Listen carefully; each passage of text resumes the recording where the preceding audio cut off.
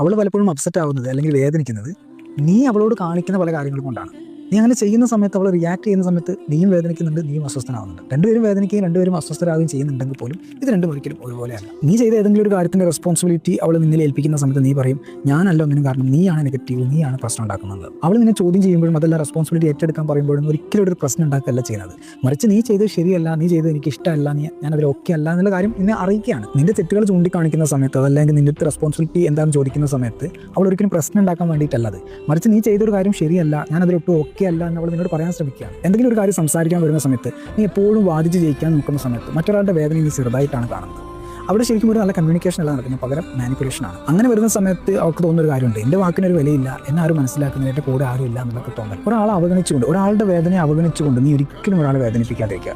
കാരണം എന്ത് സംഭവം ഉണ്ടായാലും ഞാനാണെല്ലാം അനുഭവിക്കുന്നത്, ഞാനാണ് ഇര എന്ന രീതിയിൽ നീ പെരുമാറുന്ന സമയത്ത് നീ നിന്റെ ശക്തി കാണിക്കല്ല അവിടെ ചെയ്യും, മറിച്ച് നീ ഒളിച്ചോടുകയാണ്.